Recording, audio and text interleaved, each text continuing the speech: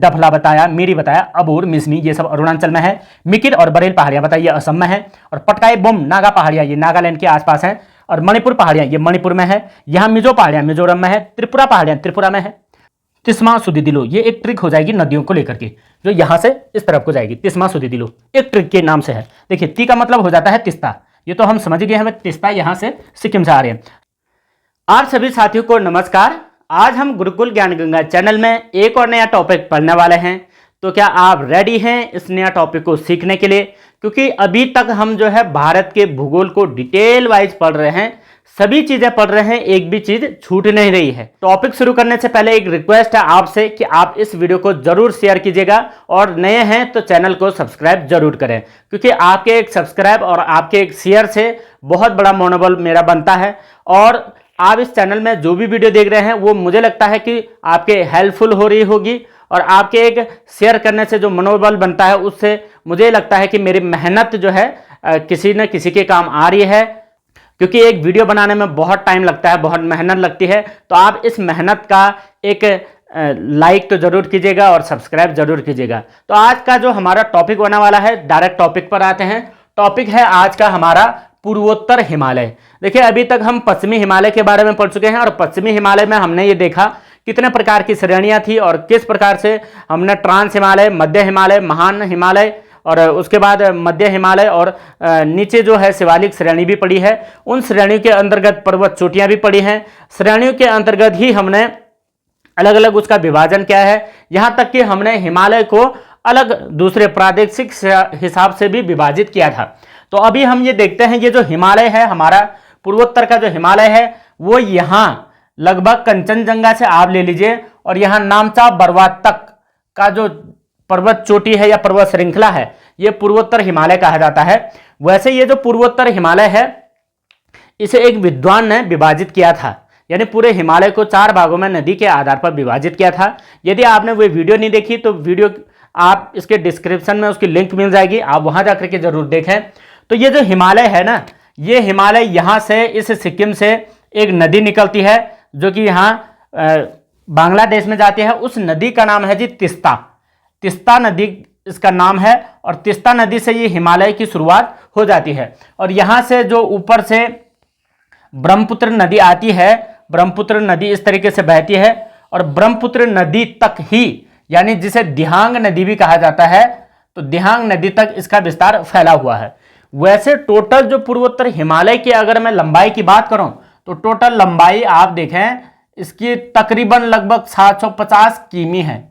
आपको कई जगह पर 720 किलोमीटर या 30 किलोमीटर भी दिख जाएगा, लेकिन इसकी लगभग 750 किलोमीटर है। या कुल मिलाकर के हम ये कहें कि पूर्वोत्तर हिमालय जो है हमारा सिक्किम से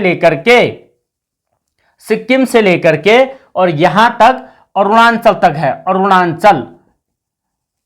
अरुणाचल प्रदेश तक ये हिमालय फैला हुआ है। अब ये हिमालय की खास बात क्या है, देखिए यहां पर कई प्रकार की श्रेणियां आपको देखने को मिलेगी, छोटी छोटी श्रेणियां, जैसे हमने जम्मू कश्मीर में भी पढ़ा था। और उसके बाद हमने देखा भाई धौलाधार श्रेणी भी, महाभारत श्रेणी भी, काराकोरम, लद्दाख, कैलाश, पीर पंजाल, इस प्रकार से श्रेणी देखे। अब इसमें देखिए इसमें कुछ और श्रेणियां हैं भाई, यहाँ की श्रेणियां बहुत ही खास हैं। लेकिन उससे पहले मैं आपको एक चीज बता दूं, देखिए ये जो भारत का आकार है ना, ये आकार जो ये हमने यहाँ पर ये राजनीतिक सीमा बना रखी है, ये राजनीतिक सीमा भी कहीं ना कहीं भौतिक आधार पर ही बनी हुई है। यानी भौगोलिक आधार पर जो सीमा यहाँ से अलग हुई है, जो देश अलग हुआ है वो हमारा दूसरा देश आ गया है। यहाँ पर भी आप देखिए ये जिगजैग की कंडीशन है, ये सीमाएं भी कहीं ना कहीं भौगोलिक आकार इस तरीके से बना हुआ है, इसलिए ये ऐसा बना हुआ है। यहाँ हम जानते हैं भाई म्यांमार देश है, म्यांमार जिसका पुराना नाम बर्मा था, और बर्मा की वर्तमान में राजधानी है नैपिदो। तो ये जो म्यांमार है, म्यांमार से सटा हुआ भारत है। कुल मिलाकर के यहाँ से एक स्थलीय सीमा निर्धारित करती है। और जो ये स्थलीय सीमा निर्धारित करती है ना, यहाँ पर देखिए एक पर्वत श्रेणी है। उस पर्वत श्रेणी को मोस्टली आप अच्छे तरीके से याद रखिएगा, उस पर्वत श्रेणी का नाम हो जाता है अराकान योमा। अराकान योमा पर्वत श्रेणी, अराकान योमा पर्वत श्रेणी। अब ये जो पर्वत श्रेणी है ना, ये पर्वत श्रेणी एक्चुअल में भारत और म्यांमार के बीच एक प्रकार से प्रादेशिक सीमा या आप ये कहें भौतिक सीमा बनाती है। कौन सी पर्वत श्रेणी? अराकानयोमा, बड़ा खास है। उसके बाद यहां पर देखिए ये जो हिमालय है, इस हिमालय का शेप आपको इस तरीके से लगेगा, जैसे हम जम्मू कश्मीर से ऐसे पढ़ रहे थे, फिर यहां से नीचे को मुड़ जाती है, यहां से, यानी इस क्षेत्र से ये नीचे को मुड़ जाती है। अब ये जो क्षेत्र है या अराकानयोमा है, ये भी हिमालय का ही भाग है। या यहाँ अरुणाचल प्रदेश है, ये भी हिमालय में ही है। यहाँ भूटान आप देख लीजिए हिमालय में ही है। यहाँ आप नेपाल देखिए, ये भी हिमालय में, सिक्किम भी हिमालय में। उसके बाद यहाँ से ये हिमालय श्रेणी जो है यहाँ से सीधा नीचे तक आती है। अब नीचे कहाँ तक? अब आप कहेंगे यहाँ तो पर्वत चोटियाँ हैं नहीं। देखिए ये जो हिमालय है ना, यहाँ से मुड़ करके ये हिमालय सीधा हमारा पहुँचती है अंडमान एवं निकोबार द्वीप समूह। अब आप कहेंगे वहाँ तो पर्वत श्रेणी है नहीं भाई, क्या झूठ मूठ बता रहे हैं?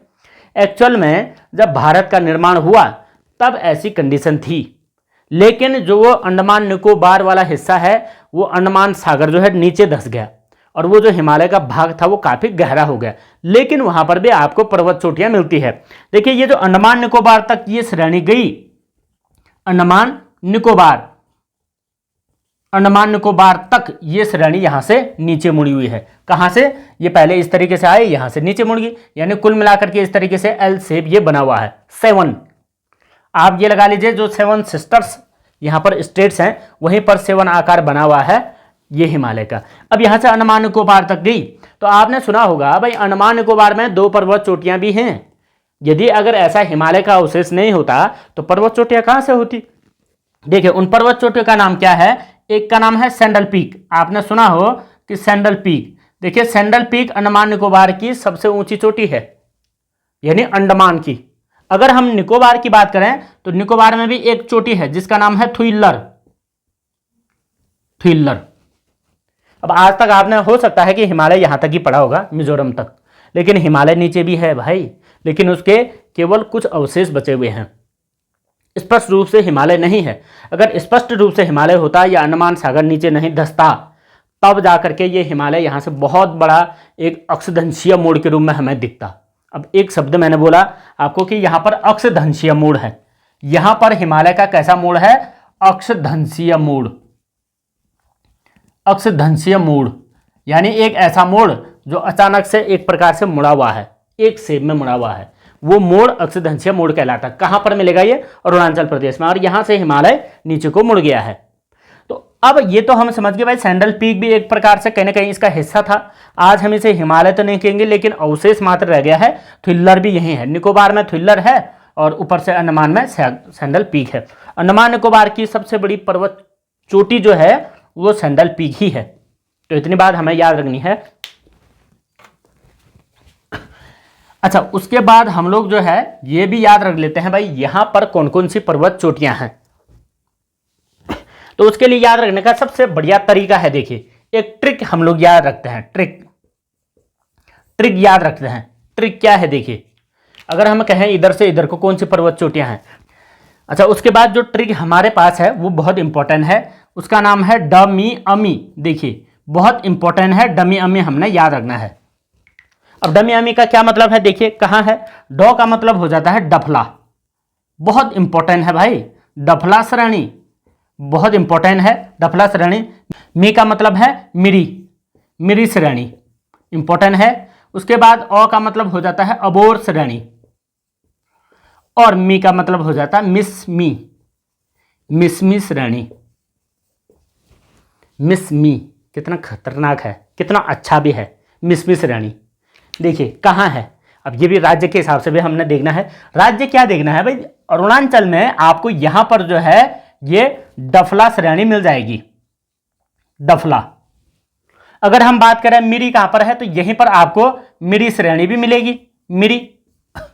उसके बाद अबोर की बात करें तो अबोर यहां पर है, अबोर। और उसके बाद मिसमी यहां पूरा इधर है अरुणाचल में, मिसमी। कितना इजी है, पश्चिम से पूरब तक गए मिसमी श्रेणी। ये श्रेणियां हमेशा इस क्रम में पूछी जाती हैं, बड़ा इंपॉर्टेंट है, खास है, ये हमने याद रखना है। अब ये है कहाँ? अरुणाचल में है, क्योंकि अरुणाचल का हिस्सा इतने से बढ़ जाता है। अब आप कहेंगे ये असम में है, तो असम में कोई श्रेणी नहीं है क्या? अच्छा, उसके बाद अगर असम की बात करें तो असम में देखिए, असम में भी 2 पर्वत श्रेणियां हैं। एक का नाम है मिकिर श्रेणी। क्या नाम हो जाएगा जी? मिकिर श्रेणी। मिकिर ये बहुत बार पूछा गया है, कहाँ है। उसके बाद एक दूसरा है जिसे कहते हैं बरेल पहाड़ियाँ। बरेल पहाड़ी ये कहाँ होगी? असम में होगी है। अब ये डफला, मेरी, अबोर, मिसमी कहाँ होगी है? अरुणाचल में। अगर हम और बात करें, एक पर्वत श्रेणी की और बात करें, एक पर्वत श्रेणी और है, उसका नाम है, देखिए यहाँ पर एक पर्वत श्रेणी और है जिसका नाम है पटकाई बुम। पटकाई बुम। ये जो पटकाई बुम है, ये पटकाई बुम भी ये मिकिर श्रेणी से होकर के आती है। तो पटकाई बुम यहाँ नागालैंड में है और अरुणाचल में भी टच करती है। उसके बाद यहीं पर एक नागा पहाड़ियां हैं, नागा पहाड़ी। अब ये नागा पहाड़ी प्रॉपर तरीके से कहाँ है? नागालैंड में। अच्छा याद रखें, ये नागालैंड में है एक, ये भी नागालैंड में भी आती है, अरुणाचल में भी आती है। ये दोनों के दोनों जो है असम में है। असम, पहले आसाम कहते थे लेकिन अब असम है। ये तीनों के तीनों अरुणाचल, ये चारों जो हैं अरुणाचल में है। अरुणाचल। अब आपको लगेगा कि भाई ये क्रम से ऐसे रखे हुए जैसे कैसे हैं भाई? यही तो एक कला है, या यही तो हम ये कहें यही तो भूगोल है, बाकी है ही क्या? देखिए अब उसके बाद यहाँ पर आ जाते हैं, मणिपुर की पहाड़ियाँ भी हैं। यहाँ से मणिपुर पहाड़ियाँ भी हमें देखने को मिलती हैं। मणिपुर पहाड़ी ये भी यहाँ पर है। उसके बाद अगर इधर आए, यहाँ भी पहाड़ी है भाई, जिसको कहते हैं मिजो पहाड़ी। मिजो पहाड़ी यानी मिजोरम की पहाड़ियाँ। यहाँ पर आ जाएं, त्रिपुरा पहाड़ी है। त्रिपुरा पहाड़ी, क्योंकि ये त्रिपुरा है तो त्रिपुरा पहाड़ियाँ इस तरीके से नाम जाना जाता है। यहाँ पर मेघालय में अगर हम आएँ तो मेघालय में 3 पर्वत श्रेणियाँ हमें देखने को मिलती है लगातार, और वो 3 पर्वत श्रेणियाँ बड़े इंपॉर्टेंट है, जिसका एक का नाम हो जाता है गारो, याद रखें, बीच का हो जाता है खासी, और फिर हो जाता है जयंतिया।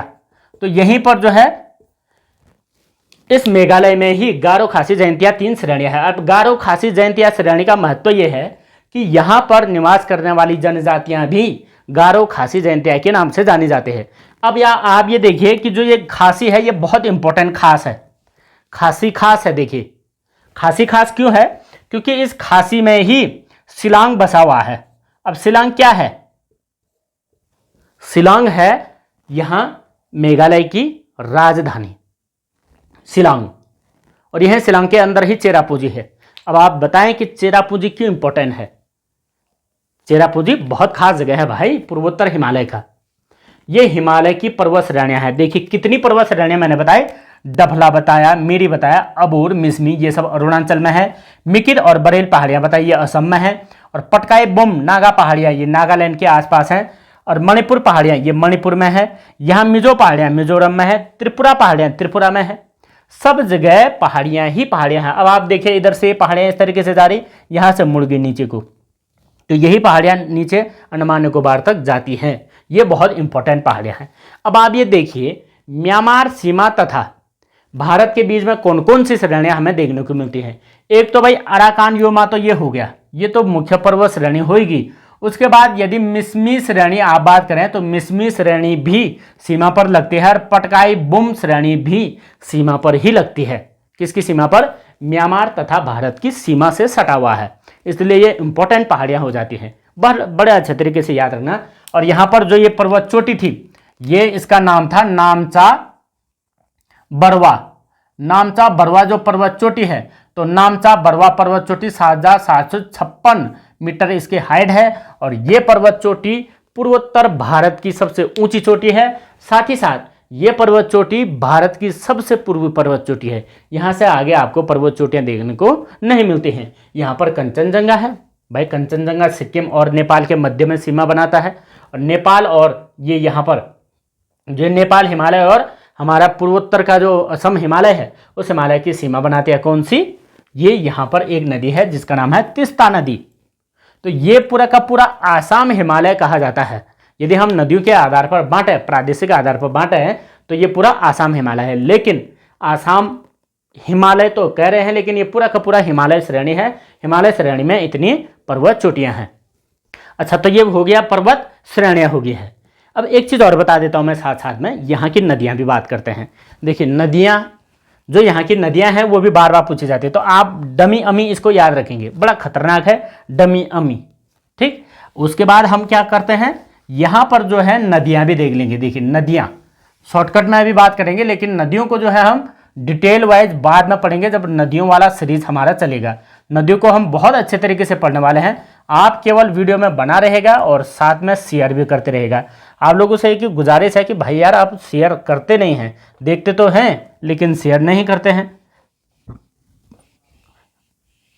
इसका मतलब हम क्या समझें, इसका मतलब ये समझें कि आप थोड़ा सा एक कोशिश हमारे लिए भी कर दें ताकि हमारा मनोबल बना रहे। इतनी मेहनत लगती है इस वीडियो को बनाने में, वो बस आप ही लोगों के प्यार की वजह से हम बना रहे हैं। आप लोग इतना प्यार देते हैं, देखते हैं, लेकिन एक ही कोशिश और कर दीजिएगा कि शेयर करें ताकि हमें भी अच्छा लगे, हमारा मनोबल और बढ़े। अब देखिए अगर नदी की बात करें, देखो ये तो है दिहांग जिसे हम ब्रह्मपुत्र कहते हैं। ब्रह्मपुत्र ये तो मुख्य नदी होगी, भारत की सबसे अधिक जल क्षमता वाली नदी भी यही है। और इस नदी को जब ये भारत में घुसती है ना, तब इस नदी को दिहांग के नाम से जाना जाता है अरुणाचल में यहाँ। अब नदियाँ कभी इस तरीके से हम लोग याद रखेंगे कौन कौन सी नदियाँ हैं। अब उसके लिए भी एक ट्रिक है। ट्रिक कैसे याद रखेंगे, देखिए ट्रिक बड़ा अच्छा है। ट्रिक भी पश्चिम से पूरब की ओर है, जैसे हमने डमी अमी पढ़ा था वैसे ही ये भी है। तो क्या है देखिए ट्रिक क्या है, तिस्मा सुदी दिलो तिस्मा सुदी दिलो, ये एक ट्रिक हो जाएगी नदियों को लेकर के, जो यहां से इस तरफ को जाएगी। तिस्मा सुदी दिलो एक ट्रिक के नाम से है। देखिए ती का मतलब हो जाता है तिस्ता, ये तो हम समझ गए हमें, तिस्ता यहां से सिक्किम से आ रहे हैं। सौ का मतलब हो गया संकोश नदी हो गया। माँ का हो गया मानस नदी, और सु का मतलब हो गया सुबनसिरी नदी। दी का मतलब हो गया दिबांग नदी, नहीं सॉरी दिहांग, पहले दिहांग होगा फिर हो जाएगा दी का मतलब दिबांग। उसके बाद हो जाएगा लोहित नदी। लोहित मतलब सबसे पूर्व नदी हमारा हो जाएगा। ये इस तरीके से आप देखिए यहाँ पर हमने पढ़ा है तिस्ता नदी जो कि सिक्किम में है। अब ये जो दो नदियाँ हैं ना, ये नदियाँ दोनों की दोनों बह करके आते हैं हमारे भूटान से, और ये इसी तरीके से हमारे ब्रह्मपुत्र की सहायक नदियाँ हैं। अब ये संकोश और मानस नदी यहाँ से बह करके आ रही है, एक का नाम है संकोश और एक का नाम है मानस। कहाँ से आ रही है, भूटान से आ रही है, क्योंकि ये वाला जो बीच का एरिया हो गया ना, ये भूटान हो गया है, तो आप इसे याद रखिएगा। उसके बाद देखिए सुबनसिरी दिबांग, तो यहाँ से एक नदी निकलती है जिसका नाम है सुबनसिरी, ये भी तिब्बत से ही निकलती है, लेकिन इसके बारे में हम डिटेल में बाद में पढ़ेंगे सुबनसिरी। उसके बाद दिहांग, तो इसका नाम है दिहांग, ये जो हम पढ़ रहे हैं दिहांग मतलब ब्रह्मपुत्र हो गया। उसके बाद यहाँ से एक छोटी नदी और आती है जिसे दिबांग कहते हैं, दिबांग। और लास्ट में यहाँ से एक नदी आती है इधर से, ठीक घाटी से होकर के लोहित नदी। और लोहित नदी पर ही, ये थोड़ा सा नीचे हो जाएगा यहाँ पर, तो लोहित नदी पर ही आप जानते हैं कि एक सबसे बड़ा यहाँ पर एक पुल भी है जिसका नाम है ढोला सादिया पुल,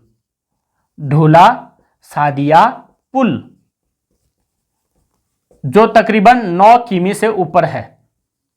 इतनी लंबी पुल यहाँ पर बना हुआ है, ढोला सादिया पुल, ये हमने याद रखना है, इसी लोहित नदी पर भी है। अब ये सब कुछ किसकी सहायक है, ये है ब्रह्मपुत्र की सहायक। अच्छा, ब्रह्मपुत्र से रिलेटेड एक दो क्वेश्चन और पूछ लेते हैं आपको। जैसे यहाँ पर 2 नदी द्वीप है, 2 नदी द्वीप, एक नदी द्वीप का नाम क्या हो जाएगा। अच्छा, सबसे बड़ा नदी द्वीप भी क्वेश्चन पूछा जाता है, वो जो ब्रह्मपुत्र नदी पर है उसका नाम है माजुली। विश्व में सबसे बड़ा नदी द्वीप यही है भाई, विश्व में सबसे बड़ा नदी द्वीप।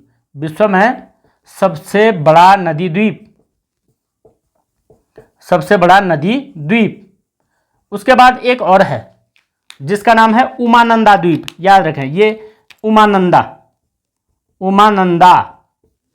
को ही मयूर द्वीप भी कहा जाता, मयूर या उमानंदा द्वीप। अब ये क्या है, इसके पीछे जी के ये है कि ये विश्व का सबसे छोटा नदी द्वीप है। अरे भाई ऐसे कैसे हो गया, एक ही जगह एक ही नदी पर सबसे छोटा नदी द्वीप, जिसका नाम है क्या, उमानंदा या मयूर द्वीप। कहाँ है, आसाम में ही है, यानी असम में है। और किस नदी पर है? ब्रह्मपुत्र नदी पर। बड़ा काम की चीज़ है। यहाँ पर जब ब्रह्मपुत्र नदी, देखिए जब यहाँ ब्रह्मपुत्र नदी ये बांग्लादेश में घुस जाती है तो यहाँ पर इस नदी को जमुना नाम से पुकारा जाता है। ये बहुत इंपॉर्टेंट क्वेश्चन है, किस नदी का नाम जमुना है? देखिए एक नदी तो हमारे भारत की मुख्य नदी में यमुना है, अब ये अलग ही होगी जमुना। एक नदी और बताता हूं मैं, एक नदी यहां से आती है, देखिए यहां से इस तरीके से आती है एक नदी।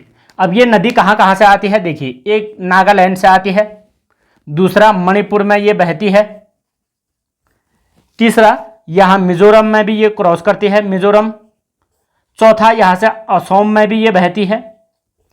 4 स्टेट में बहने वाली नदी। सबसे अधिक स्टेट में बहने वाली पूर्वोत्तर की एक नदी है, जिस नदी का नाम क्या हो जाएगा? नदी का नाम हो जाएगा बराक नदी। बराक नदी। बराक नदी कहां कहां से बहती है?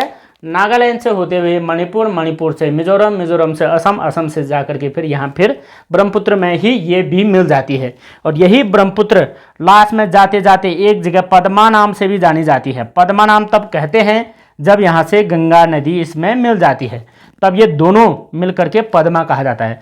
फिर इसी ब्रह्मपुत्र में यहाँ ये जो है बांग्लादेश से एक नदी आती है जिसका नाम है मेघना, और मेघना नदी मिलने के बाद लास्ट इस नदी के मुहाने में जो है इस नदी को मेघना नाम से जाना जाता है।